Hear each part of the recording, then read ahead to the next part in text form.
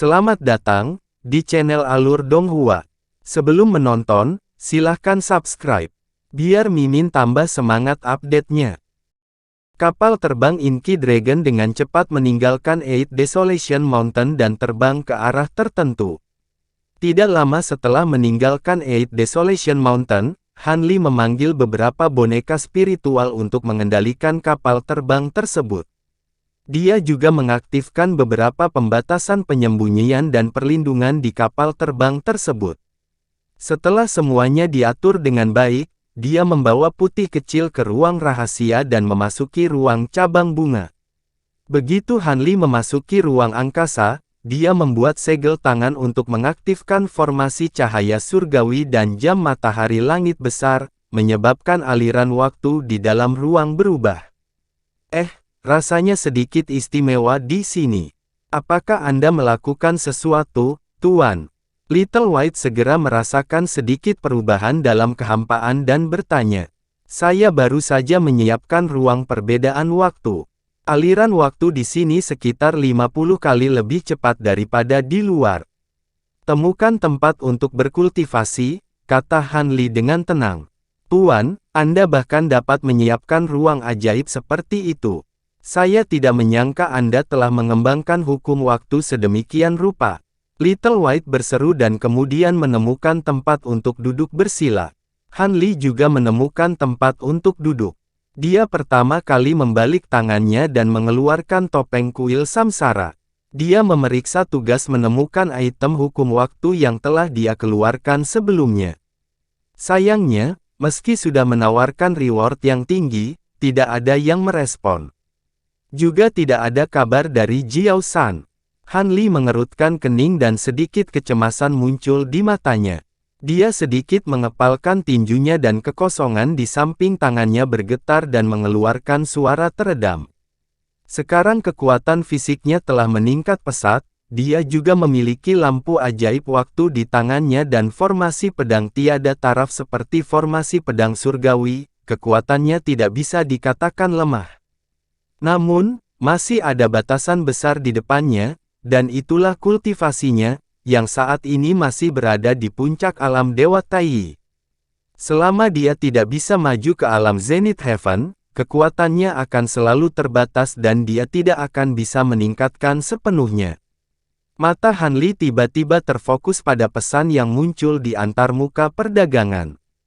Dia tersenyum lalu bergumam, "Saya sudah lama mencari.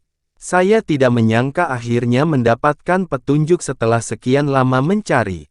Mari kita coba." Setelah beberapa saat, dia melepas topengnya lalu duduk bersila. Dia terus mempelajari formasi pedang surgawi, dunia dharma, dan pembalikan roda sejati. Karena tekanan dari pengadilan surgawi dan seringnya intrusi beberapa manusia, dunia barbar di dekat perbatasan barat laut alam surgawi asal emas besar menyebabkan banyak suku roh sejati di daerah ini mundur secara bertahap.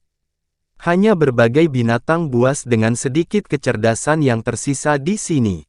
Inti iblis, esensi darah, tulang binatang, dan material lainnya dari binatang buas ini juga merupakan material berharga. Oleh karena itu, semakin banyak kultivator datang ke sini untuk mencari harta karun. Meskipun tidak ada lagi suku roh sejati di hutan belantara, masih banyak bahaya di tempat ini.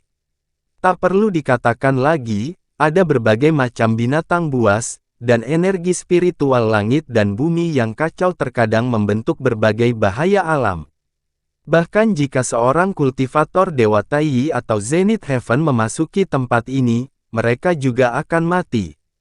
Di bagian terdalam, terlihat kekuatan petir yang menyambar seperti air terjun. Seolah-olah langit telah runtuh. Warna petir di sini juga berbeda-beda, dan warnanya bermacam-macam. Kehampaan itu dipenuhi dengan kilatan petir yang pekat, dan sekilas saja akan membuat kulit seseorang bergetar dan mati rasa. Area zona petir ini sangat luas dan tidak terbatas.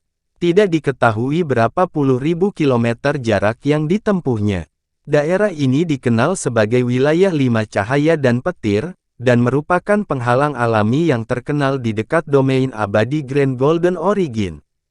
Di sekitar 5 wilayah petir cahaya, seseorang kadang-kadang dapat melihat siluet para pembudidaya terbang ke wilayah petir dengan segala jenis artefak abadi pelindung untuk mengambil beberapa item.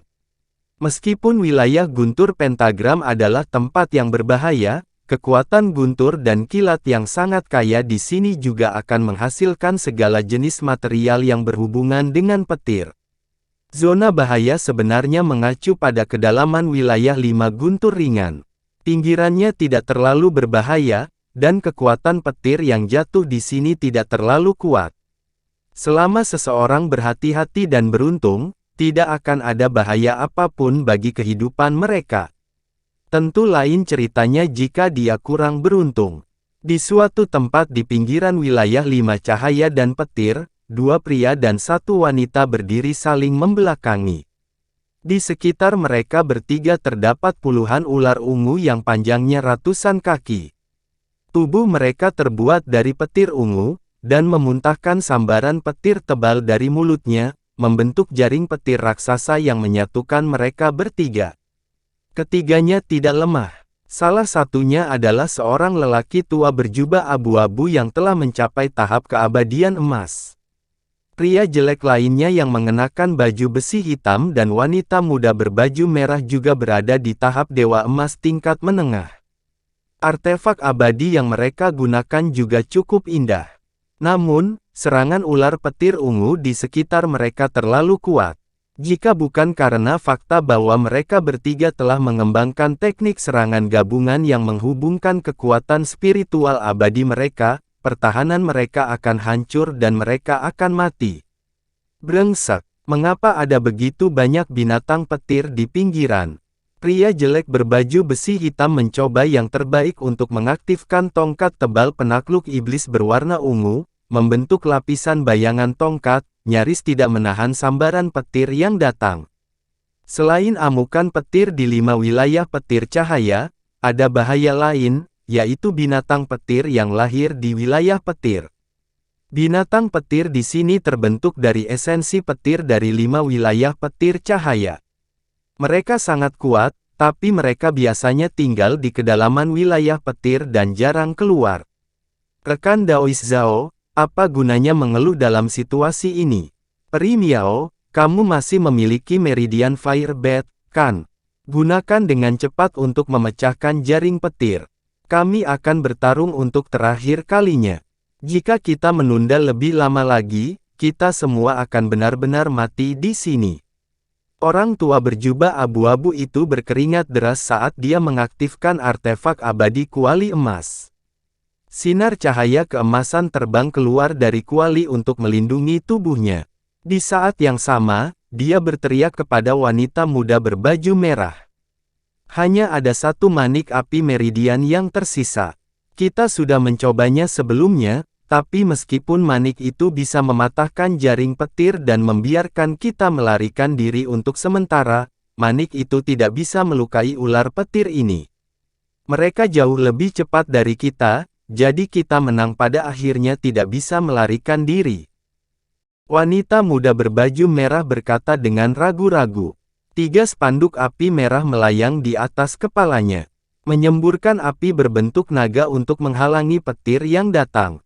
Jangan khawatir, aku punya jimat pengecualian kekosongan abadi. Itu bisa memenjarakan ular petir ini untuk sementara waktu. Sebelumnya, karena kita berada di kedalaman 5 wilayah petir cahaya, aku tidak menggunakannya. Sekarang bahwa kita telah mencapai tepi wilayah petir, kita hanya perlu mengulur waktu. Begitu kita terbang keluar dari 5 wilayah petir cahaya, kita akan aman, kata lelaki tua berjubah abu-abu itu dengan cemas. Rekan Daoisun, kamu seharusnya memberitahuku sebelumnya bahwa kamu memiliki metode seperti itu. Baiklah, aku akan menggunakannya sekarang. Wanita muda berbaju merah sangat gembira. Dia membalik tangannya dan manik merah seukuran kepalan tangan muncul di tangannya. Manik itu berkedip dengan lampu merah. Permukaannya ditutupi dengan pola berbentuk api yang memancarkan fluktuasi kuat dari hukum api. Namun, pria jelek berarmor hitam itu mengerutkan kening dan hendak mengatakan sesuatu. Pergi! Wanita muda berbaju merah itu berteriak.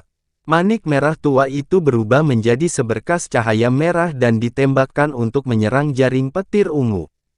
Gemuruh! Ledakan yang menghancurkan bumi bergema. Matahari merah dengan diameter puluhan ribu kaki membubung ke langit. Gelombang cahaya merah berubah menjadi gelombang api besar yang menyapu segala arah. Jaring petir ungu segera hancur saat bersentuhan dengan matahari merah.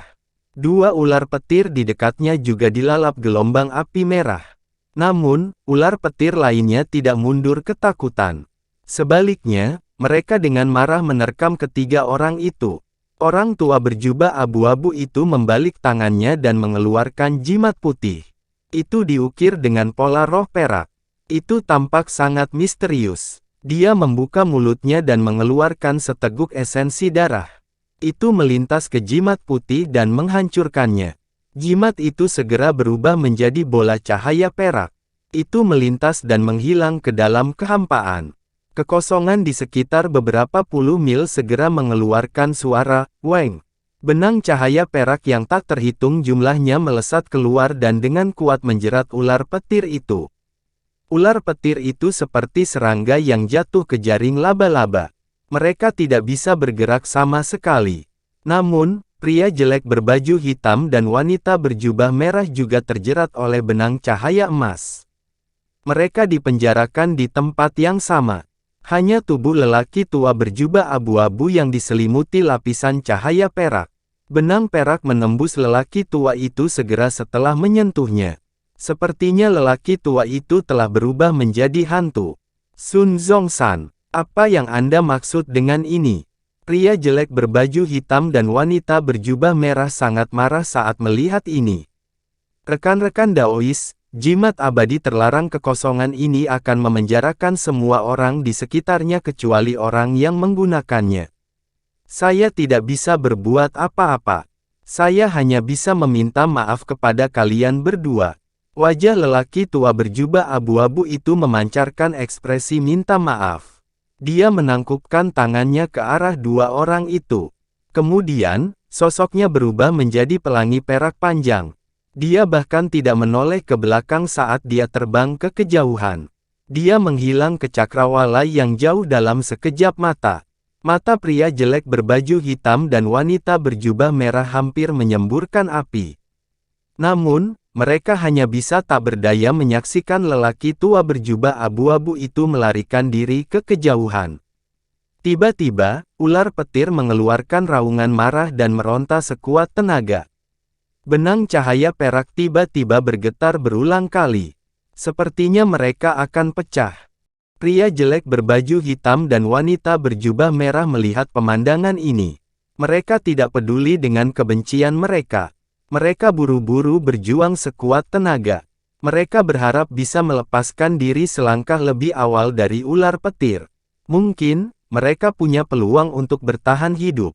Namun, benang cahaya perak di sekitarnya sangat kuat. Kedua orang itu tidak memiliki banyak kekuatan spiritual abadi yang tersisa.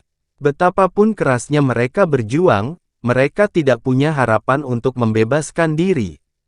Sebaliknya, petir di permukaan tubuh ular petir menyambar dengan liar. Kekuatan petir di dekatnya menyerbu ke arah mereka.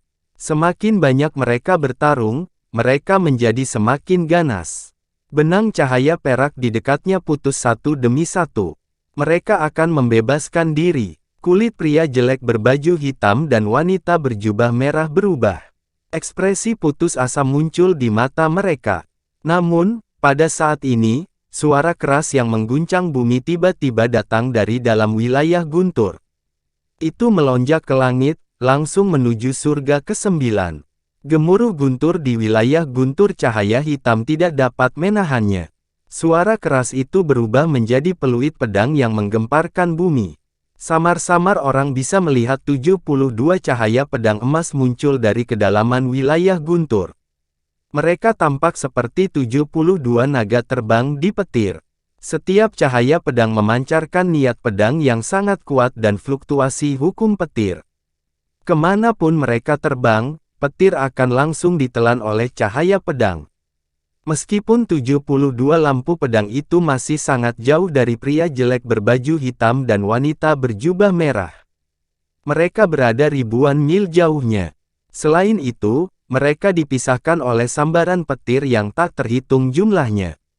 Namun, niat pedang yang kuat dan fluktuasi hukum masih seperti gelombang yang mengamuk. Hukum petir yang sangat kuat. Setidaknya itu adalah artefak abadi kelas 6, tidak, artefak abadi kelas 5. Mungkinkah seorang senior di alam Zenith Heaven sedang menyempurnakan artefak abadi di wilayah 5 cahaya dan petir? Pria jelek berbaju hitam dan wanita berjubah merah terkejut saat melihat pemandangan ini. Ular petir sepertinya terintimidasi oleh kekuatan 72 lampu pedang. Mereka berhenti meronta dan melihat ke arah terdalam wilayah petir. Senior, selamatkan kami. Pria jelek berbaju hitam dan wanita berjubah merah saling memandang dan mencoba yang terbaik untuk meminta bantuan ke arah itu. Ular petir dibangunkan oleh teriakan minta tolong dari pria jelek berbaju hitam dan wanita berjubah merah. Mereka segera meraung lagi dan berjuang sekuat tenaga. Benang perak yang melilit tubuh mereka semuanya putus. Ular petir melepaskan diri dan menerkam pria jelek berbaju hitam dan wanita berjubah merah. Keduanya mengungkapkan ekspresi sedih saat melihat adegan ini. Mereka menutup mata dan menunggu kematian. Tapi pada saat ini, di mana 72 lampu pedang berada, cahaya keemasan membubung ke langit, dan dengan suara, puci, cahaya itu menyebar dan berubah menjadi piringan emas besar. 72 lampu pedang segera terbang dan menyatu ke dalam piringan besar dalam sekejap. Cakram emas itu menghilang tanpa jejak dan berubah menjadi awan petir emas berukuran ribuan mil. Kilatan petir emas yang tak terhitung jumlahnya bergerak di dalam awan petir. Teriakan hantu dan dewa datang dari awan petir emas, dan kehampaan di dekatnya juga mengirimkan serangkaian lolongan yang membuat heboh. Bahkan ada retakan di kehampaan yang muncul di langit, dari mana busur listrik emas yang menyilaukan keluar, menyebabkan orang gemetar ketakutan pada pandangan pertama.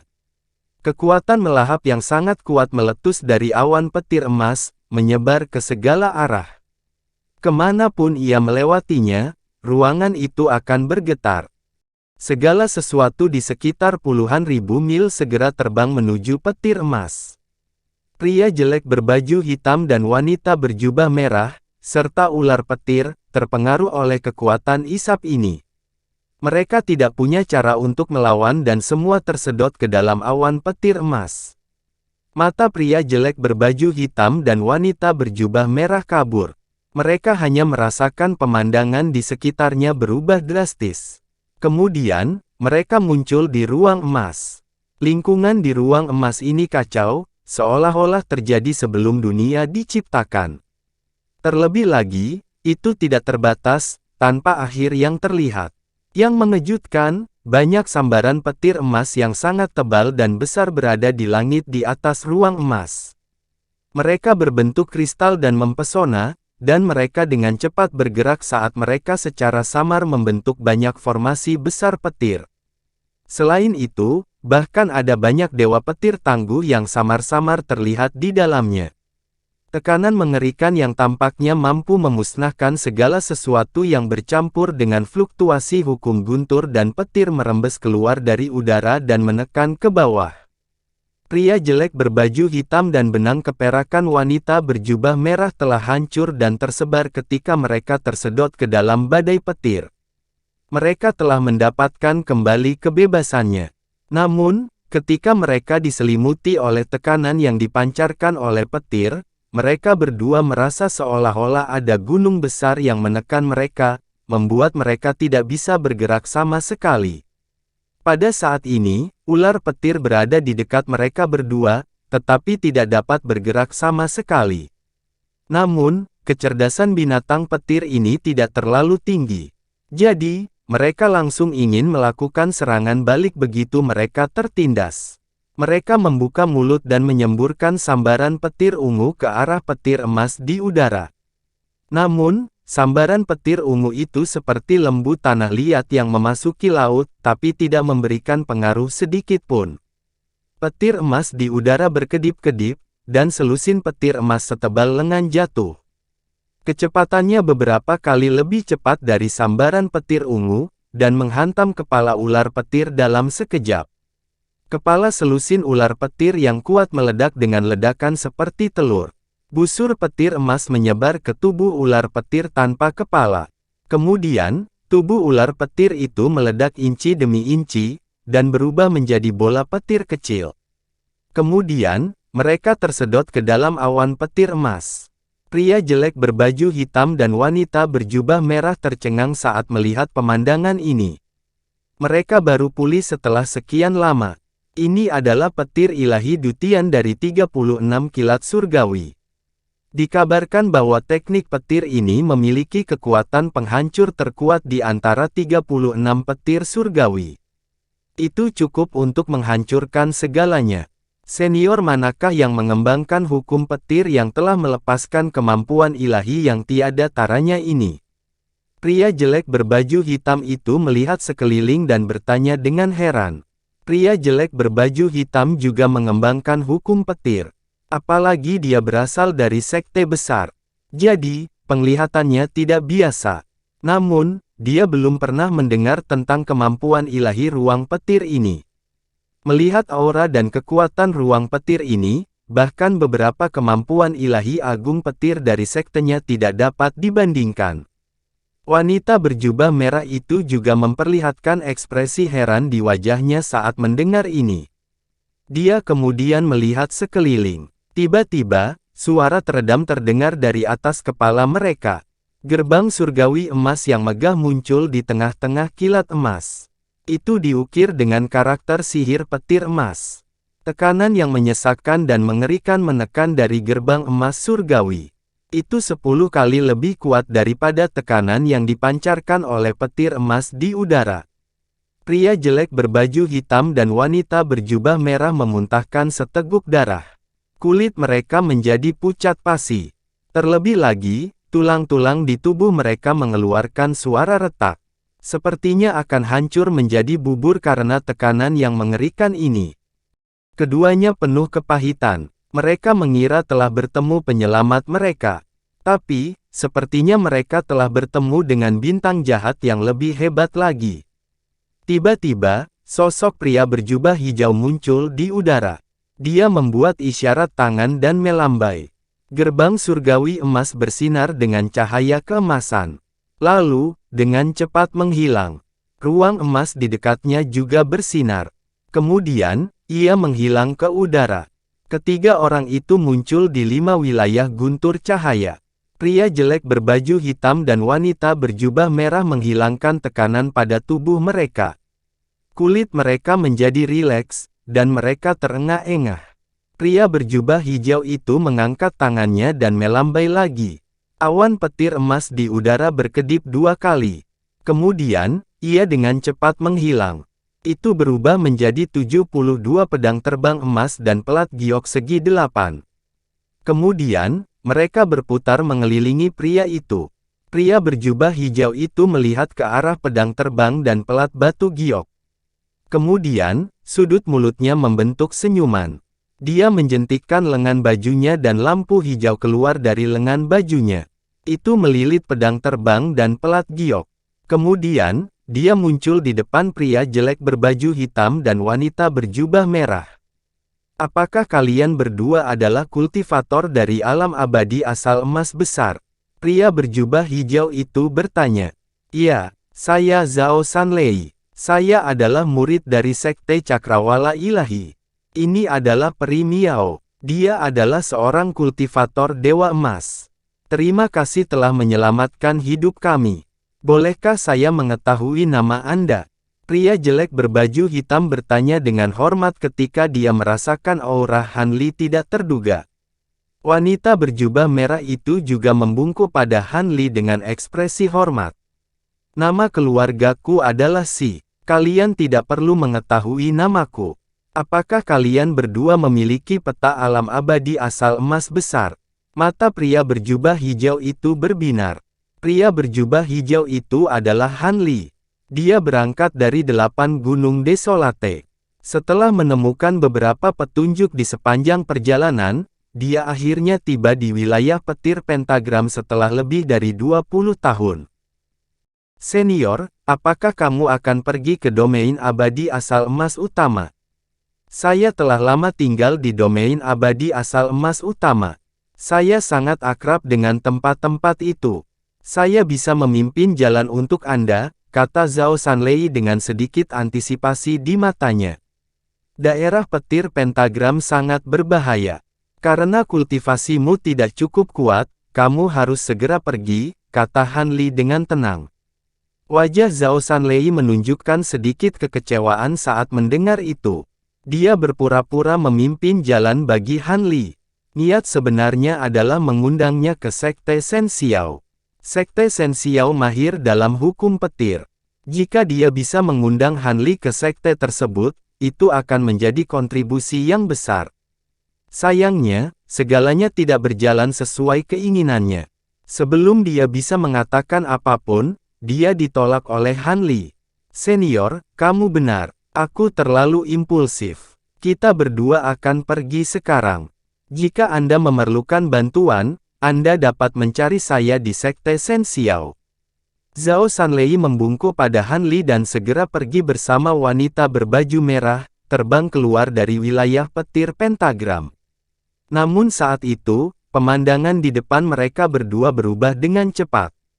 Mata mereka menjadi berkabut saat mereka berdiri di sana dengan linglung.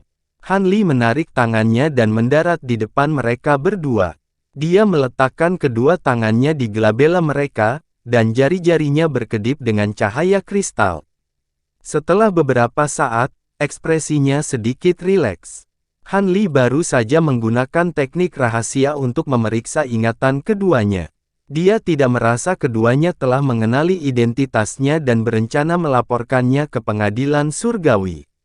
Meskipun dia telah mengubah penampilannya, pedang awan bambu miliknya telah terekspos. Mereka yang telah melihat pemberitahuan hadiahnya mungkin masih dapat menghubungkan identitasnya dengan pedang green bambu miliknya. Sekarang mereka akan mencapai alam abadi sumber emas besar, dia tidak boleh gegabah. Cahaya kristal muncul di jari Han Li lagi dan meresap ke dalam glabella keduanya. Di saat yang sama, dia menggumamkan sesuatu. Setengah jam kemudian, Zhao Sanlei dan wanita berbaju merah terbang keluar dari wilayah petir pentagram. Rekan Daois Zhao, kemana kita akan pergi sekarang? Kembali ke kota burung walet emas. Wanita berkemeja merah itu bertanya. Benar, si brengsek Sun Zhongshan itu mencoba menjebak kita. Untungnya, gelombang petir yang tiba-tiba telah menakuti binatang-binatang petir itu. Kalau tidak, kita pasti sudah mati sekarang. Kita tidak bisa membiarkan masalah ini berlalu begitu saja. Zhao Sanlei dengan dingin mendengus. Wanita berkemeja merah itu juga sedikit marah, namun dia mengangguk dan berkata, kami benar-benar perlu mendapatkan penjelasan tentang masalah ini. Keduanya berubah menjadi dua seberkas cahaya, satu ungu dan satu merah, dan terbang menuju domain abadi asal emas utama. Ketika mereka berdua berada jauh, Han Li terbang keluar dari wilayah petir dan melihat ke arah mereka berdua pergi. Dia baru saja menggunakan teknik untuk mengubah ingatan keduanya, menghapus pertemuan mereka dengannya. Sebaliknya, mereka menghadapi badai petir di wilayah petir, yang membuat ular petir itu ketakutan. Baru pada saat itulah keduanya berhasil bertahan. Meskipun akan lebih mudah untuk membunuh mereka secara langsung, dia bukanlah orang yang haus darah. Dia tidak rela membantai orang karena masalah ini. Dia lebih suka mengeluarkan lebih banyak usaha. Terlebih lagi, setelah mencapai alam Zenith Heaven, dia harus menghadapi kesengsaraan tiga mayat. Meskipun dia dapat melakukan apapun yang dia inginkan untuk sementara waktu, hal itu pada akhirnya akan mempengaruhi keadaan pikirannya.